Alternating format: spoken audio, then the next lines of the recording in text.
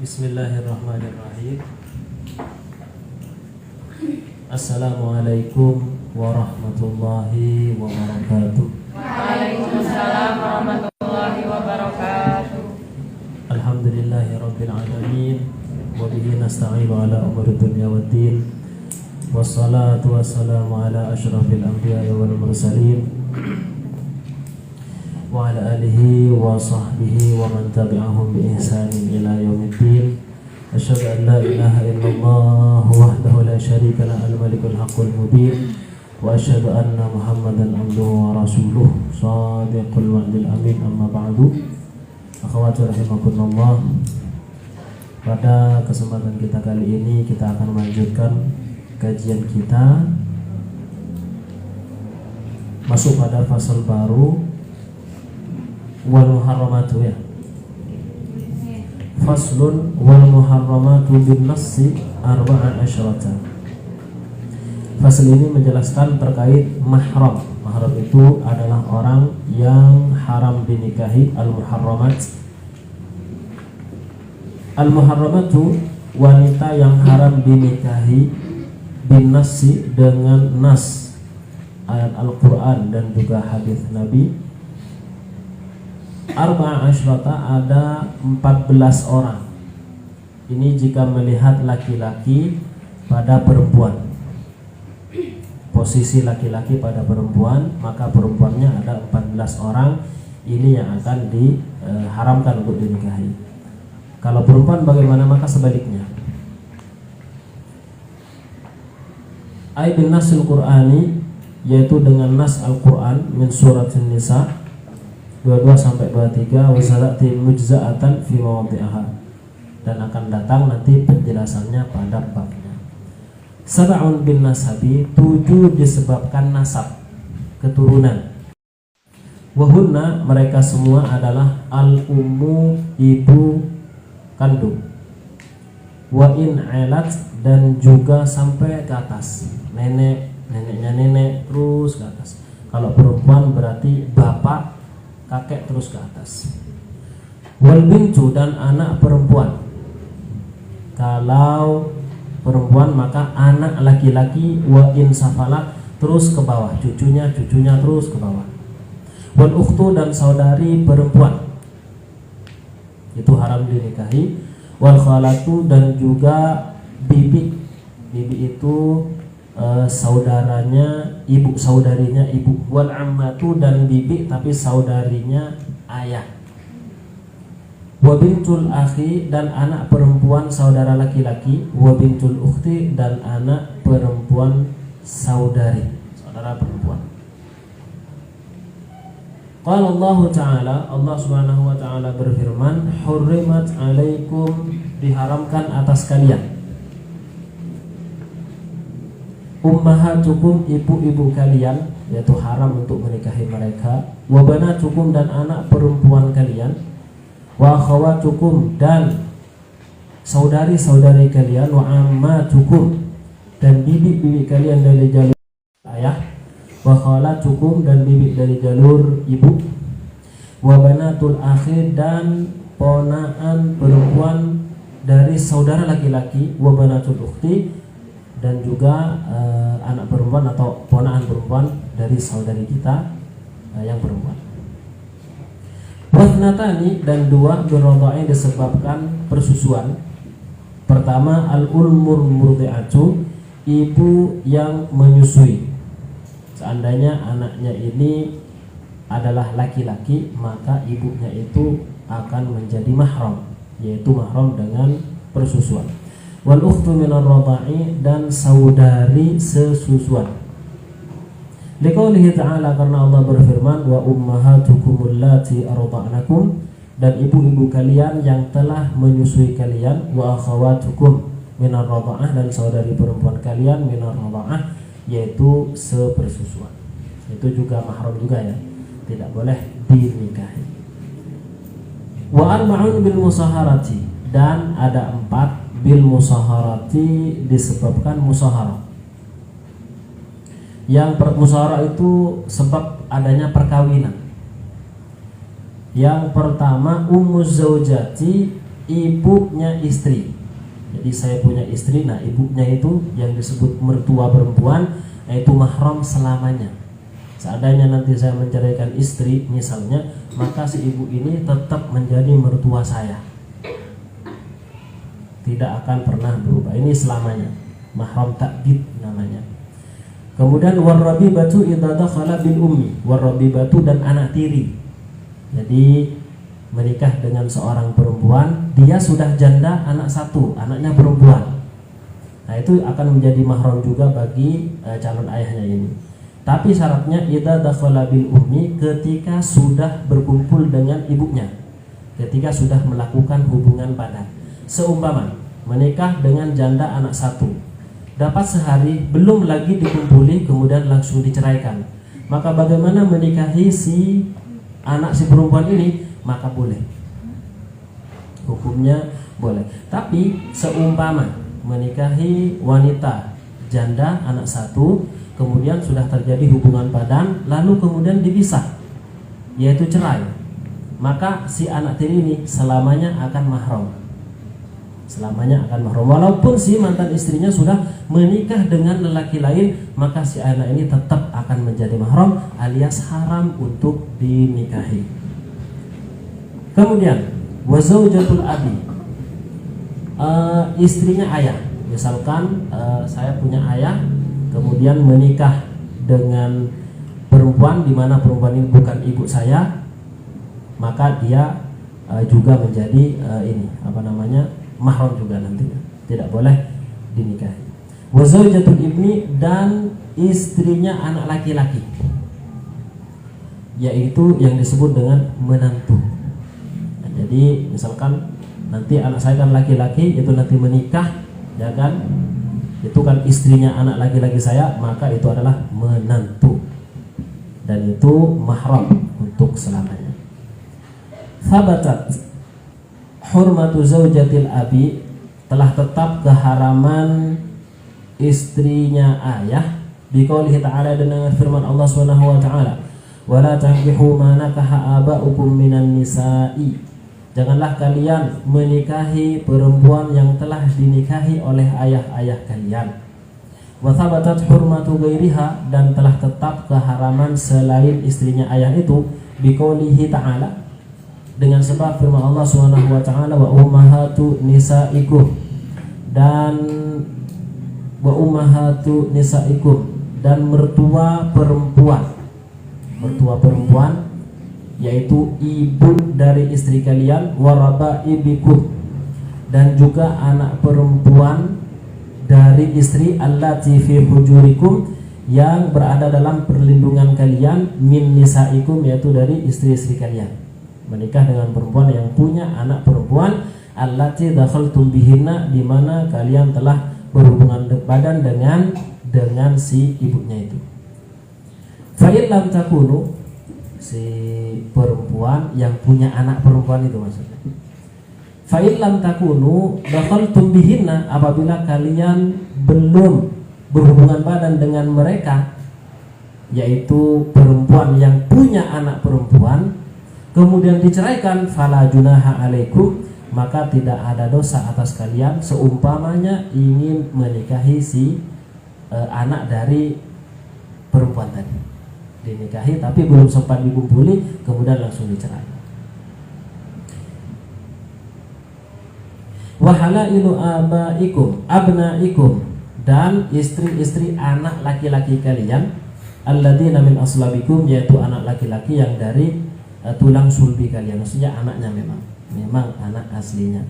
Wawahidatun, nah ini wawahidatun, dan ada satu wanita min jihatil jam'i, dari thariqatul jam'i, artinya dia itu akan menjadi mahram ketika si lelaki itu misalkan menikah dengan saudarinya atau menikah dengan bibinya seumpamanya.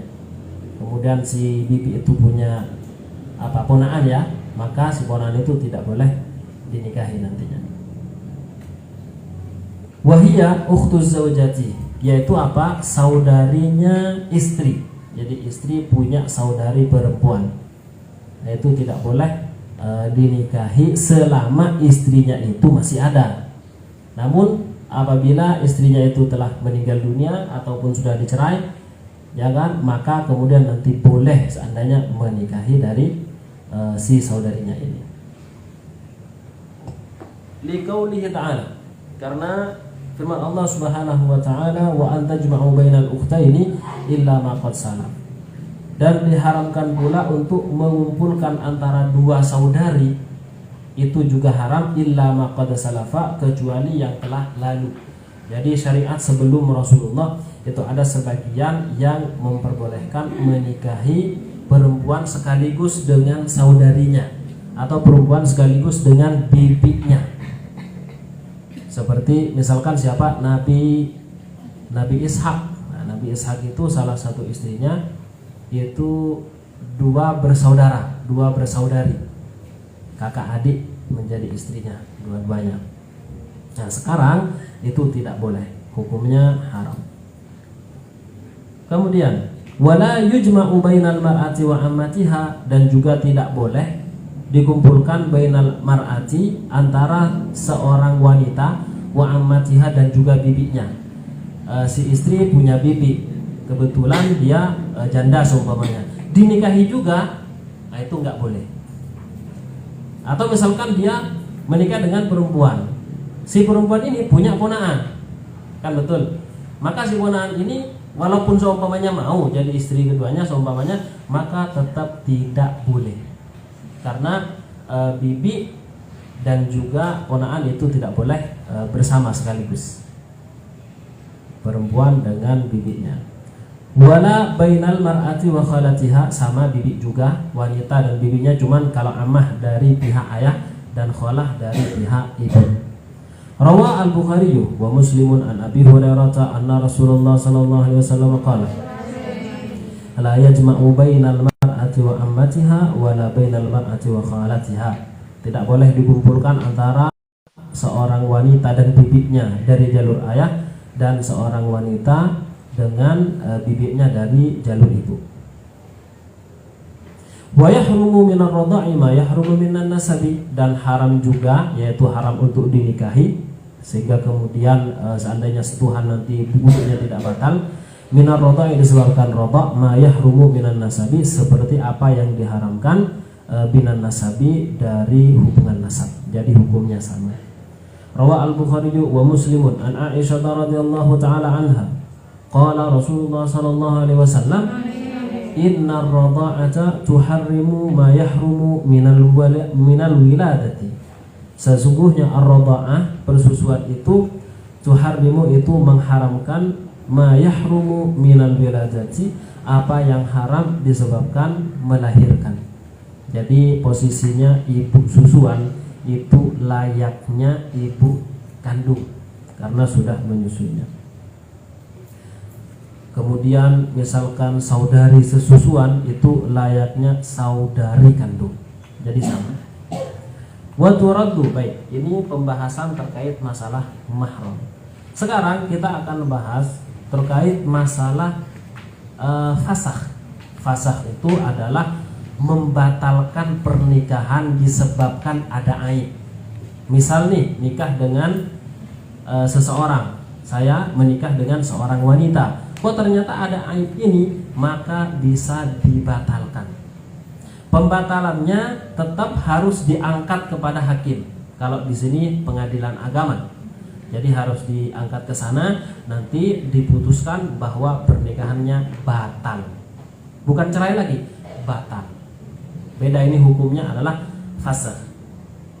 Wa turaddu, dan dikembalikan almar'atu, seorang wanita, bi khamsati uyubin, disebabkan 5 aib.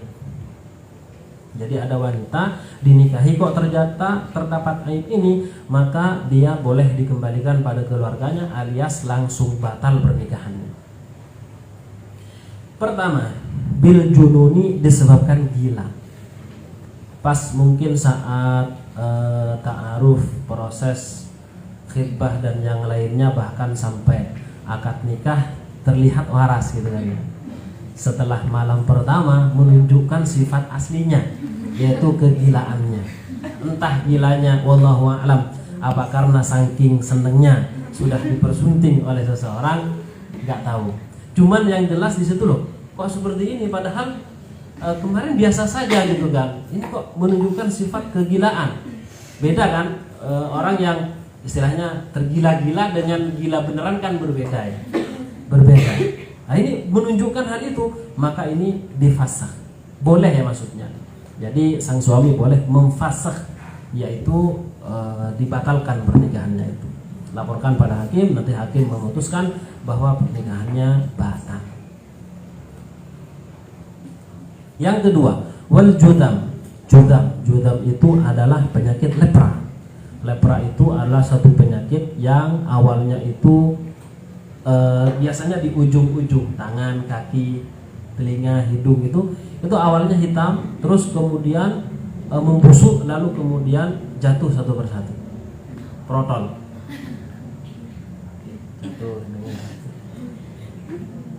Seumpamanya ada menikah dengan wanita seperti ini penyakit lepra. Dulu pernah terjadi katanya di beberapa bagian di negara dunia, diantaranya di Afrika, itu penyakit lepra. Seumpamanya ada menikah dengan wanita ini, maka nanti boleh seandainya nanti difasakh, dibatalkan pernikahannya. Yang berikutnya wal barasi, dan penyakit belang. Penyakit belang itu adalah penyakit yang istilahnya bukan belang seperti zebra ya. Jadi dia semacam palu tapi besar gitu kan. Dan dengan penyakit itu seakan kulitnya itu tidak ada darahnya. Jadi kelihatannya benar-benar hanya daging saja tanpa darah. Jadi sininya hitam, di sininya kemudian putih, dan ini parah. Bukan kalau panu sebagaimana disebutkan wa kharaja an dzalika al-bahku. Al-bahku itu adalah panu. Jadi kalau panu kan biasanya ada ya kena penyakit panu, maka itu tidak ada khiyar di sana. Tidak kemudian digugat, ini Pak Hakim saya akan mengajukan fasakh. Kenapa? Karena panuan, nggak bisa. Karena panu adalah penyakit biasa.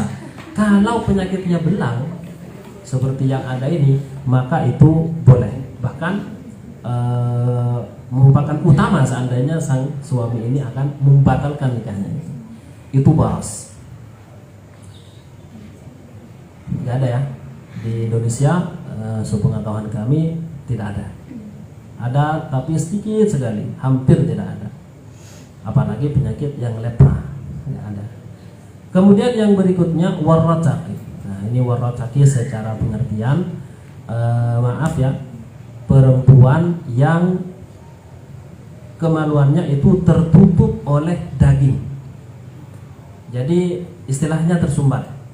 Maaf, ini secara hukum fikih.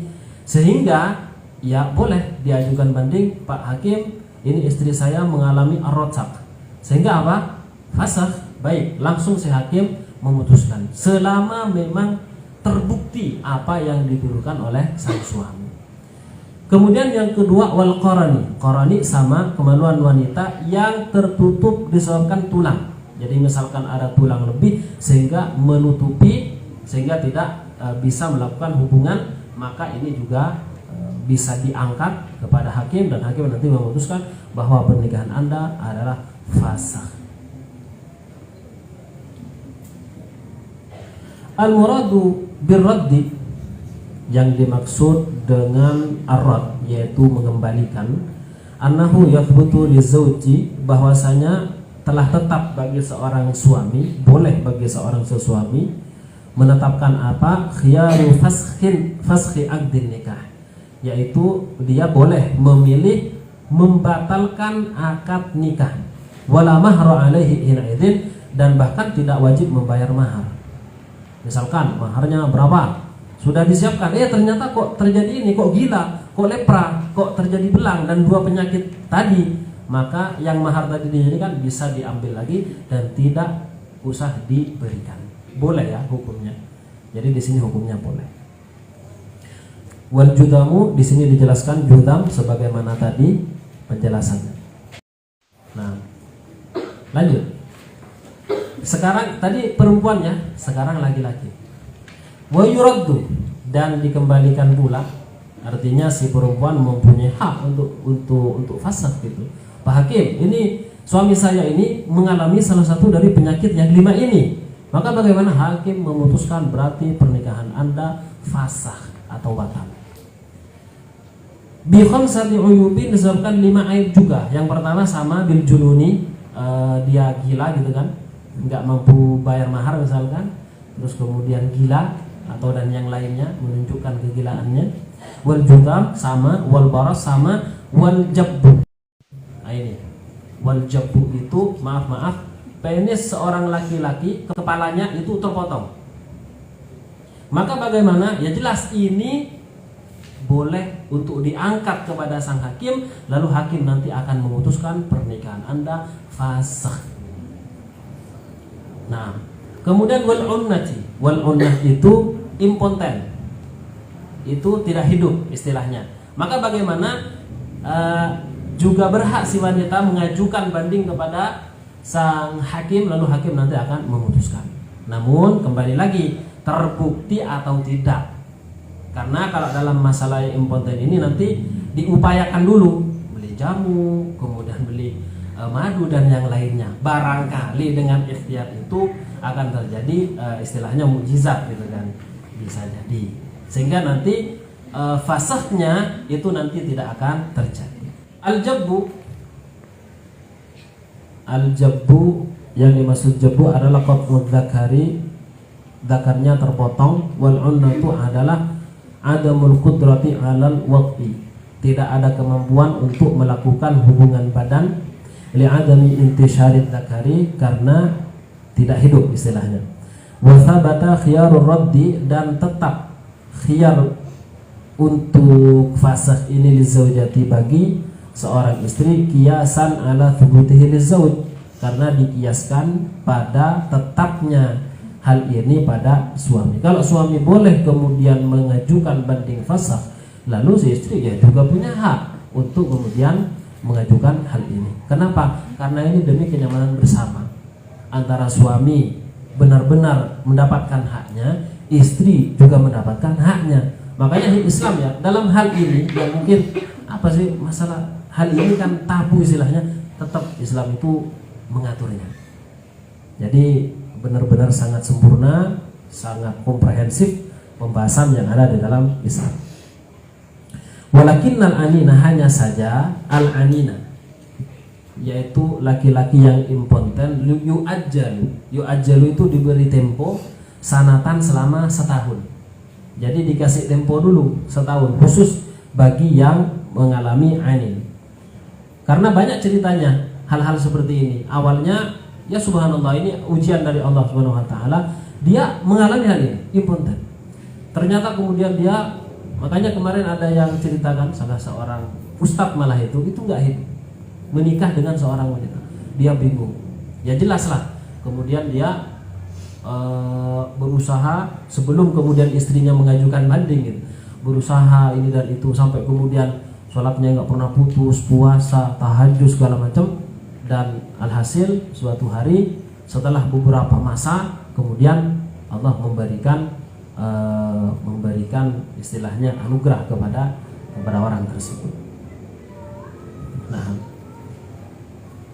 diberi tempo sanatan setahun min hini raf'iha al-amra lil qada'i, semenjak dia mengangkat urusan ini kepada hakim. Fa lam yahsul al-wad'u, ketika belum terjadi lagi hubungan badan selama setahun itu, khilalaha selama setahun, thabatalah hakul fasqi, maka boleh bagi si istri untuk memfasakh, membatalkan nikah. Lianna dzalika qad yakunu li'illatin tadhhabu bi ikhtilafil fusuli. Karena kenapa kok harus diberi tempo 1 tahun dulu, dimaklumi selama setahun? Karena bisa jadi penyakit itu dikarenakan bi ikhtilafil fusul, yaitu mungkin kondisi-kondisi tertentu. Misalkan ada orang yang memang hidupnya di daerah panas, kemudian menikah dengan orang yang hidupnya di daerah dingin, misalkan yang biasa turun salju gitu. Ya tentu ada hal-hal yang mempengaruhi fisik seseorang. Makanya kemudian sudah ditangguhkan dulu setahun, barangkali akan ada perubahan. Itu yang pertama. Yang kedua, walima rawahu al-Baihaqi. Yang kedua karena riwayat al-Baihaqi an Umar anna imra'atan atat, bahwa ada seorang perempuan datang kepada beliau, fa akhbarathu anna zawjaha la yasilu ilaiha, mengabarkan perempuan itu kepada Rasul bahwa suaminya tidak menjamah dirinya, tidak menyentuhnya. Kemudian fa'ajjalahu haulan, ternyata Rasulullah menangguhkannya selama setahun. Falamma inqadha, ketika sudah selesai masa setahun, haulun walam yasil ilaiha khairuha, dan dia belum menjamah sang istri itu, fakhtarat nafsaha, maka si istri itu memilih dirinya, fafarraqa bainahuma Umar wa ja'alaha tatliqatan ba'inatan. Ini Sayyidina Umar ya, bukan Rasulullah. Lalu akhirnya Sayyidina Umar memisahkan antara keduanya dengan apa? Dengan istilah cerai tiga. Artinya nggak boleh balik lagi. Jadi memang benar-benar dipisahkan. Nah, faslun wa yustahabbu, ini sekarang membahas terkait mahar. Ini ya, ini penting untuk diketahui oleh para teman-teman sekalian. Namun sebelumnya kita dengar adzan dulu. Faslun wa yustahabbu tasmiyatul mahri fil nikah. Fasal menjelaskan tentang mahar. Mahar itu apa? Mahar itu adalah ismun limalin wajibin ala rajuli binikahin awad syubhatin aw mautin. Jadi mahar itu adalah nama bagi sebuah harta yang wajib diberikan oleh seorang laki-laki kepada seorang perempuan disebabkan pernikahan. Itu mahar. Jadi mahar itu bukan termasuk rukun, akan tapi kewajiban. Berapa mahar itu? Kita lihat. Wa yustahabbu, dan dianjurkan tasmiyatul mahri, menyebut mahar fin nikahi, di saat pernikahan.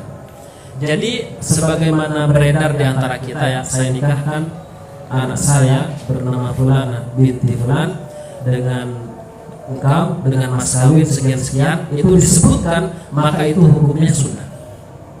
Seandainya tidak menyebutkan mahar, angkah tuka, wazawaj tuka, binti, ya kan, binti siapa namanya, Fatimah, langsung setelah itu mobil tu nikah, maka itu sudah sah tanpa menyebutkan mahar. Tapi walaupun tidak disebutkan, apakah tidak memberikan mahar? Tetap wajib memberikan mahar. Jadi sunnah saja untuk menyebutkan mahar di saat pernikahan. Allah Ta'ala, Allah berfirman, wa atun nisa'a sadaqatihinna nihlah, berikanlah wanita itu, istri-istri itu, sadaqatihinna, yaitu mahar-mahar, nihlah sebagai pemberian. Sadaqatihinna jam'u sidaq wa huwa al-mahru, maksudnya mahar. Nihlah adalah atiyah wa wahbah mafruḍah, pemberian. Rawa al-Bukhari wa Muslimun an Sahal bin Sa'ad qala atat imra'atun an-nabiyyah, telah datang seseorang kepada Rasulullah sallallahu alaihi wasallam. Faqalat innaha qad wahabat nafsaha lillahi wa lirasulih. Kemudian wanita itu telah menyerahkan dirinya kepada Allah dan Rasulnya untuk dinikahi. Kemudian Rasul bersabda, mali fin nisa'i min haja, saya tidak butuh perempuan lagi. Artinya beliau sudah ada istri dan beliau sudah ya cukup, dan memang tidak ada perintah untuk menikah. Lalu kemudian beliau, ya sudah, aku nggak butuh lagi.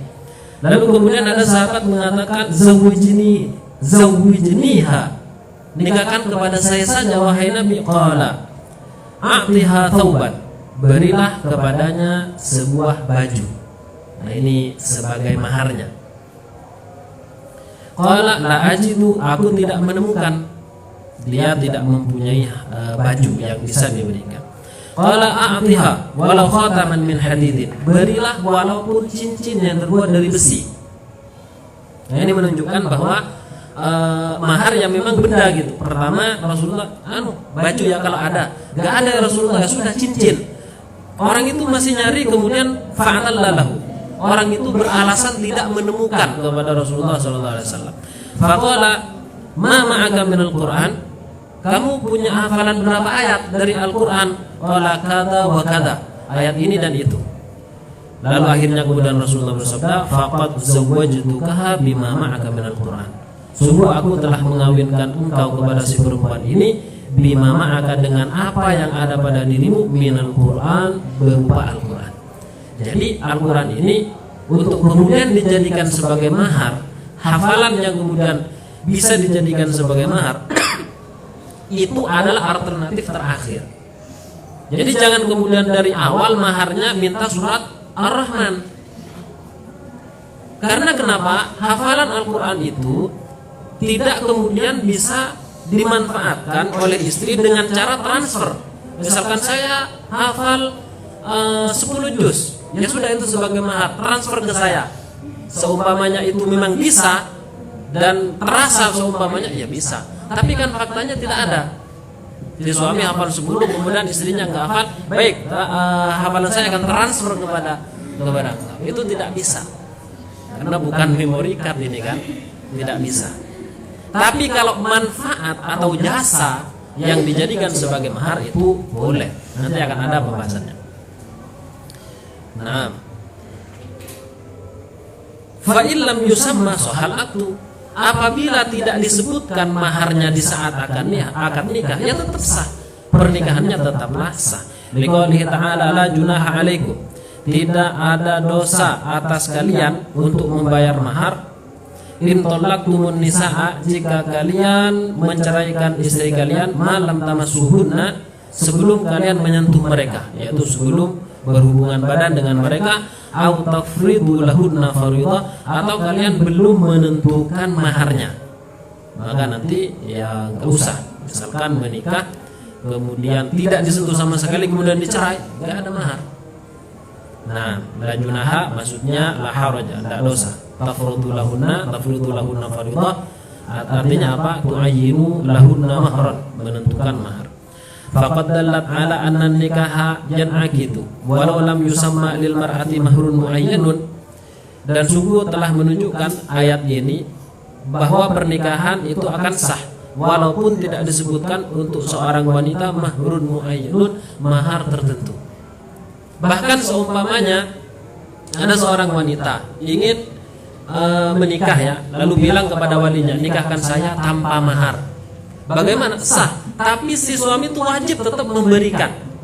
Kalaupun si istri ini tidak mau menerima, ya tetap harus diberikan gitu. Dipaksa harus mau menerima mahar pemberian itu. Lianna talaqa la yakunu illa ba'da sihhati 'aqdin nikahi, karena tolak itu tidak akan terjadi kecuali setelah sahnya akad nikah. Wa wajaba al-mahru bi thalathati asya', dan wajib mahar itu bi thalathati asya' disebabkan 3 perkara. Yang pertama, an yafridahu zawju ala nafsihi, suami menentukan sendiri maharnya ala nafsihi, atas dirinya. Saya akan ngasih kamu mahar 10 juta misalnya, ya sudah, maka itu wajib. Ketika tentu sudah menikah dan melakukan hubungan badan, maka wajib. Wa an yafridahu al-hakim, yang kedua an yafridahu al-hakimu, atau ditentukan oleh hakim. Au yadkhula, bukan yang kedua itu ya. Soalnya yang ketiga ada matinya sang suami seharusnya. Nah, malah boleh hal. Yang berikutnya an yadkhula biha, yaitu si suami telah berkumpul dengan istrinya itu, fayajibu mahrul mithli, maka wajib untuk mahar mithil. Misalkan juga terjadi apa yang disebut dengan wati' syubhat. Wati' syubhat itu melakukan hubungan badan, istri mengira itu suaminya, suami mengira itu istrinya. Ini seumpamanya. Maka bagaimana setelah selesai kemudian hidup lagi lampunya, loh kok sampean bukan istri saya, loh sampean kok bukan suami saya. Maka saat itu si istri, bukan istri, si perempuan ini berhak menerima mahar, disebabkan terjadi hubungan yang disebut dengan wati' syubhat. Ini seumpama ya, seumpama. Tapi kejadian ini adalah sangat jarang, bahkan hampir mustahil. Walaysa li aqall as-sadaqi wala li aktsari haddun walaysa dan tidaklah ada li aqall as-sadaqi paling sedikitnya mahar wala li aktsarihi atau paling banyaknya mahar haddun itu ketentuan atau batasan tertentu. Jadi mahar sedikitnya seperti apa yang penting itu masih bermanfaat itu boleh, atau banyak sekali itu juga boleh. Jadi tidak ada batasan tertentu. Rawa at-Tirmidzi an Amir bin Rabi'ah anna imra'atan min Bani Fizar, seorang perempuan dari Bani Fizarah tazawwajat ala na'lain, menikah dengan mahar 2 sendal.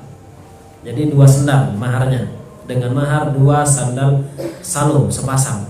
Faqala Rasulullah sallallahu alaihi wasallam, araditi min nafsiki wa maliki bina lain. Rasul kaget, apakah engkau rela wa maliki dan juga dengan harta kamu bina laini dengan 2 sendal? Kamu rela maharnya 2 sendal seperti itu? Kemudian dia ternyata apa jawabannya? Nah, ya Rasulullah. Fa'ajazu, karena sudah rela ya sudah diperbolehkan.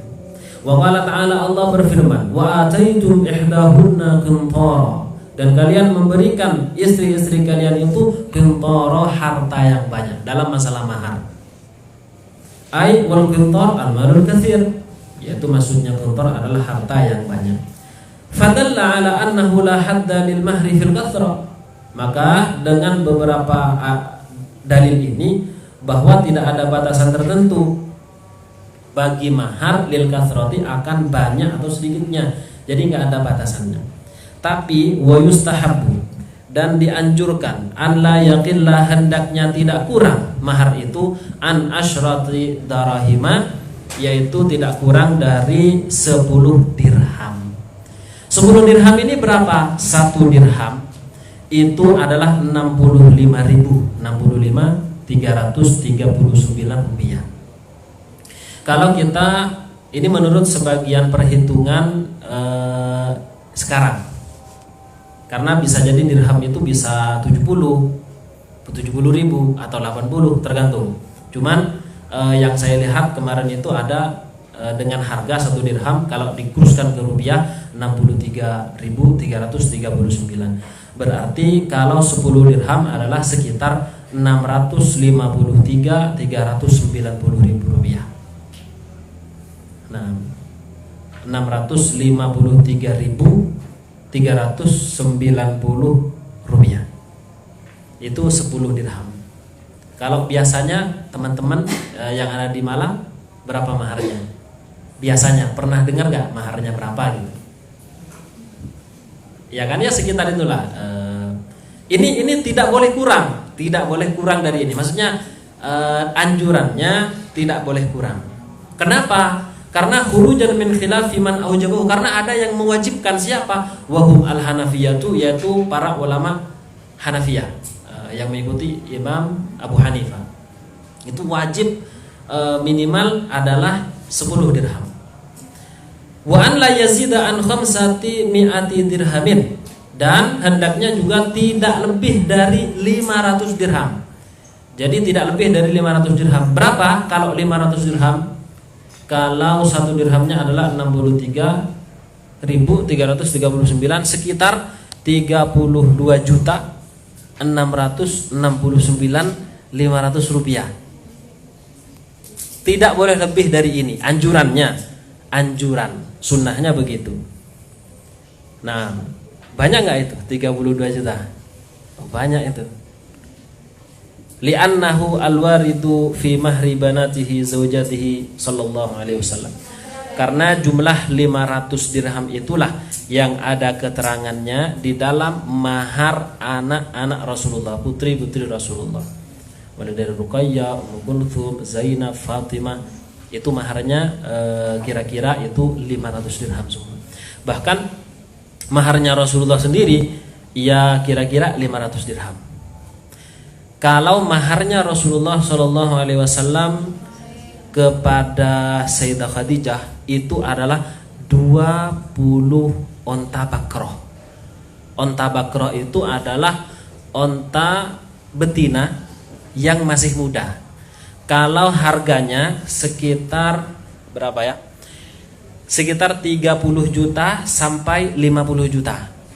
Kalau 30 juta sementara ontanya itu 20, maka kira-kira kalau kita kuruskan ya, yang mahar Rasulullah pada Khadijah itu adalah 600 juta. Kalau kita menggunakan perhitungan onta bakroh itu adalah 50 juta per ekornya. Onta bakroh itu tadi apa? Betina yang masih muda itu sekitar 1 miliar. Itu mahar Rasulullah kepada Khadijah. Kemudian mahar setelah itu kepada istri-istri beliau yang lain sekitar 500 dirham, yaitu 32 jutaan. 32 jutaan.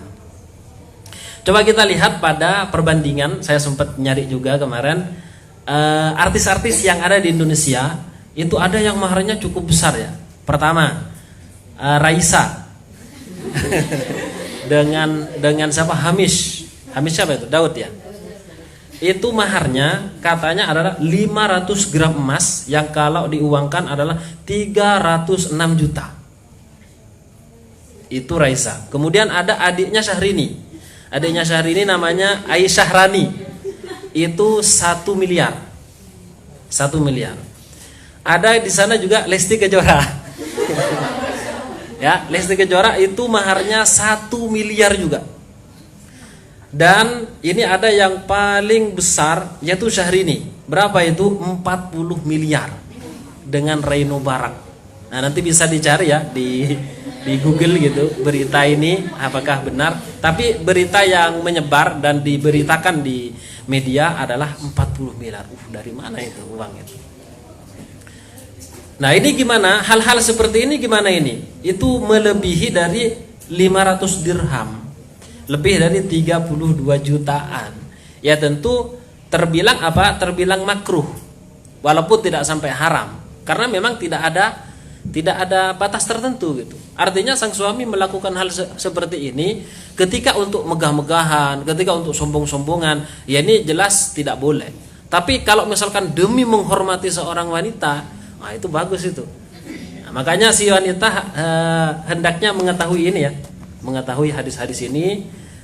Yang menjadi motivasinya adalah hadis-hadis yang disebutkan ini, sehingga nanti akan maharnya mahal, besar, luar biasa. Kenapa? Jangan sampai kemudian yang menjadi motivasi seorang laki-laki, ada dalil-dalil yang diriwayatkan oleh para ulama apa? Khairun nikahi aisaruhu. Sebaik-baik nikah adalah mahar yang paling ringan. Kemudian ada hadis lagi, khairus sidaqi aisaruhu mu'natan. Pernikahan yang paling bagus adalah yang maharnya rendah, maharnya ringan. Bahkan dalam hadis lain Rasulullah dengan tegas mengatakan apa? A'dhamun nisa'i barakatan aisaruhunna mu'natan. Wanita yang paling berkah adalah ketika minta mahar dengan mahar yang ringan. Nah, jangan sampai ini yang menjadi motivasi seorang laki-laki sehingga dia tidak mau membayar mahar yang banyak karena nanti menganggap berarti perempuan ini enggak berkah sehingga dia mencari yang lain. Akhirnya lama-lama enggak nikah gitu. Jangan kebalik. Jadi yang laki-laki hendaknya termotivasi dengan yang mahal-mahal tadi. Nah, sementara yang perempuan hendaknya termotivasi dengan hadis-hadis lain itu yang wanita yang paling ini. Jangan ini yang untuk perempuan gitu. Sementara itu untuk yang laki-laki gitu. Makanya ini sepertinya salah pembelajaran ini. Tapi ala kulli hal memang seperti itu faktanya. Makanya di sini ada ketentuan ya, tidak ada batasan tertentu akan banyak atau sedikitnya mahar. Bebas mau minta berapa. Bahkan suatu ketika di saat zamannya Sayyidina Umar, beliau pernah menggugat para wanita yang ada di zaman beliau. Kenapa? Karena mereka minta mahar sangat berat. Bahkan Sayyidina Umar pernah mencanangkan ini harus dibatasi. Jadi tidak boleh lebih dari ini. Sampai kemudian ada seorang wanita yang disebut dengan Asy-Syifa, kemudian langsung komentar kepada beliau di hadapan orang-orang yang banyak. Wahai Umar, apakah kamu akan mengambil dengan cara buhtan atau khudu buhtanan? Wa qad qala Allah Ta'ala wa ataitum ihdahunna qintara. Apa kamu akan berlaku zalim kepada para wanita? Sementara Allah sendiri tidak membatasi, Rasulullah sendiri tidak membatasi. Siapa engkau? Lebih hebat dari Rasulullah? Langsung kemudian Sayyidina Umar beristighfar. Jadi masalah ini memang tidak ada batasannya. Cuman selayaknya si wanita melihat kondisi finansial, ekonomi seorang suami. Kalau memang mampunya misalkan berapa, ya sudah semampunya saja gitu kan. Semampunya saja, jangan sampai memberatkan. Rawa al-khamsah wa sahahahu Tirmidzi an Umar ibn al-Khattab qala, beliau kemudian Sayyidina Umar berkata begini, la taghlu sudukan nisa'i, janganlah kalian membuat mahal, yaitu mahar wanita. Karena biasanya wanita itu menentukan mahar sedikit banyak ada campur tangan dari orang tua.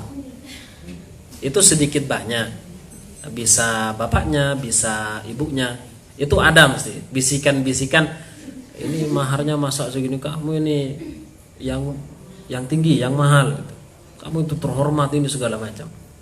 Nah, makanya kemudian Sayyidina mengatakan jangan kalian mahalkan mahar wanita. Fa innaha law kanat makrumatan fid dunya aw taqwan fil akhirah. Karena sungguhnya apabila mahar itu adalah satu kehormatan di dunia atau satu ketakwaan untuk akhirat, lakana aulakum biha Rasulullah, maka yang lebih berhak untuk masalah ini, yaitu mempermahal mahar itu adalah Rasulullah. Ma asdaqa Rasulullah sallallahu alaihi wasallam imra'atan min nisa'ihi. Tidaklah Rasulullah memberi mahar kepada istri-istrinya, wala usdiqat imra'atun min banatihi, dan tidaklah diminta mahar seorang wanita dari putri-putri beliau aktsara min thintai asyrata auqiyatan, yang lebih banyak dari 12 auqiyah. Berapa 12 auqiyah? Ini ada keterangannya. Suduqa adalah jam'u sidaq wa huwal mahru. Maksudnya suduk adalah mahar. Auqiyah apa? 40 dirham. Berarti kalau 40 dirham dilihat per auqiyahnya itu 40 dirham, berarti 12-nya berapa? Fal majmu'u, maka totalnya adalah arba'umi'atin wa thamanuna dirhaman, 480 dirham, sekitar 500 dirham. Wa yajuzu, dan boleh, an yatazawwajaha, untuk menikahi wanita, ala manfaatin ma'lumatin, dengan mahar kemanfaatan yang sudah diketahui, jasa. Nah, ini yang kemudian boleh, bukan membaca surat Ar-Rahman, tapi apa? Kata alimiha syai'an minal Qur'an, seperti mengajari istrinya itu sedikit dari Al-Qur'an. Awil qiyamu bi amalin muayyanin, atau melaksanakan amalan tertentu. Jadi dengan mahar mengajarkan fulanah apa? Al-Qur'an misalnya selama sebulan. Boleh. Mengajarkan Al-Qur'an sampai bisa, mengajarkan surat An-Nur atau surat Ar-Rahman sampai bisa. Atau misalkan mengajarkan 10 ayat dari surat Al-Baqarah. Itu boleh. Jadi menggunakan jasa. Atau amalan tertentu dengan mahar mencuci, ya kan, laundry, yang mana adalah bisnis dari istrinya selama sebulan. Misal, jadi sebulan itu dia harus tunaikan karena sebagai mahar. Makanya kemudian boleh menikahi wanita ala manfaatin maklumah, manfaat yang sudah diketahui, jasa, berupa jasa. Makanya pembacaan surat Al-Rahman di dalam manfaat yang kemudian bisa dirasakan secara langsung itu kan tidak ada. Kalaupun nanti menenteramkan hati itu kan lain urusan. Namun biasanya yang ada ini, yang surat Ar-Rahman itu ada mahar lain. Jadi misalkan mahar seperangkat alat sholat dan surat Ar-Rahman, itu nggak apa-apa. Wa yasqutu bitolaki, dan akan gugur, yaitu mahar itu bitolaki dengan sebab tolak, qabla dukhuli, sebelum dia mencampuri istri itu, nisful mahri, separuhnya. Jadi separuhnya akan gugur. Misalkan menentukan 10 juta, maka nanti gugur, dia bayarnya adalah 5 juta. Wa qala ta'ala, Allah berfirman, Wa in talaqtumuhunna min qabli an tamassuhunna wa qad faradtum lahunna fariidatan fanismu ma faradtum. Apabila kalian menceraikan mereka sebelum terjadi hubungan badan, wa qad faradtum, dan sungguh kalian telah menentukan lahunna bagi mereka fariidatan, yaitu mahar yang ditentukan, maka bayarnya fanisfu ma faradtum, membayar separuh dari apa yang kalian tentukan. Wa yathbutu laha al-mahru kamilan bil mauti au ad-dukhuli, dan akan tetap laha bagi wanita al-mahru, maharnya akan tetap kamilan dengan sempurna bil mauti, dengan kematian. Jadi misalkan si suami mati bahkan sebelum mencampuri istri itu, maka maharnya tetap harus diberikan. Terus bagaimana? Maka diambil dari harta peninggalannya itu tadi. Au ad-dukhul, atau sudah dukhul. Dukhul itu adalah jima. Dalla ala thubutihi bil maut, menunjukkan akan tetapnya dengan kematian adalah ma rawahu Abu Dawud wa Tirmidzi wa qala hasanun sahih wa ghairuhuma an Abdullah bin Mas'ud annahu su'ila, bahwa beliau ditanya an rajulin, tentang seorang lelaki tazawwaja imra'atan, yang menikahi wanita, walam yafrid laha sadaqan, dan dia belum menentukan mahar bagi dia, walam yadkhul biha hatta mata, dan bahkan belum mencampurinya sampai si laki-laki itu meninggal dunia. Maka Ibnu Mas'ud menjawab, laha mithlu sadaqi nisaiha, maka bagi wanita itu seperti mahar perempuan-perempuan di zaman itu. Jadi mendapatkan mahar seperti maharnya wanita-wanita lain, mahar mithil. La waqsa wala syatata, tidak kurang, wala syatata, dan juga tidak zalim. Tapi wa 'alaihal iddatu, dan bagi dia beriddah karena ditinggal wafat, wala hal mirathu, bahkan dia mendapatkan harta warisan. Faqama Ma'qil bin Sinan al-Ashja'i, maka Ma'qil bin Sinan al-Ashja'i, seorang sahabat, berkata, qada Rasulullah fi Barwa'a bint Washik, Rasulullah menentukan pada seorang wanita yang bernama Barwa' binti Washik, imra'atin minna, yaitu wanita di antara kami, mithlalladzi qadaita, seperti yang engkau putuskan wahai Ibnu Mas'ud. Fa fariha biha Ibnu Mas'ud, kemudian Ibnu Mas'ud senang, padahal Ibnu Mas'ud tidak tahu kejadian Barwa' binti Washik. Namun kesimpulan yang beliau dapatkan persis sebagaimana ketentuan dari Rasulullah sallallahu alaihi wasallam. Lanjut itu keterangan saja. Wa amma thubutuhu bitukhul, adapun tetapnya mahar disebabkan sudah dukhul, yaitu melakukan jima, fadalla alaihi qaulu ta'ala, maka menunjukkan padanya firman Allah, wa in talaqtumuhunna min qabli an tamassuhunna wa qad faradtum lahunna fariidatan fanismu ma faradtum, sama dengan yang ayat tadi. Faqad dallat, ayat ini menunjukkan ala annahu idza hasalat talaqu, ketika telah terjadi tolak, ba'dal masih, setelah hubungan badan, la yasqutu lahunna la yasqutu syai'un minal mahri, tidaklah gugur sedikit pun dari mahar, jadi sempurna. Wa qala Umar berkata, ayyuma rajulin, siapapun lelakinya, tazawwaja imra'atan, menikahi seorang wanita, famassaha, kemudian dia mencampurinya, falaha sidaquha kamilan, maka bagi si perempuan mendapatkan mahar secara sempurna. Jadi seperti itu. Ini terkait masalah mahar. Alhamdulillah, insyaallah kita lanjutkan pada pertemuan berikutnya. Sebelumnya ada yang perlu ditanyakan? Nggak ada terkait mahar mungkin. Nah, ini siap-siap ini. Nah, jika tidak ada, insyaallah kita cukupkan. Bertemu pada pertemuan berikutnya. Hakadha minni, hadanallahu wa iyyakum ila shiratal mustaqim. Assalamualaikum warahmatullahi wabarakatuh.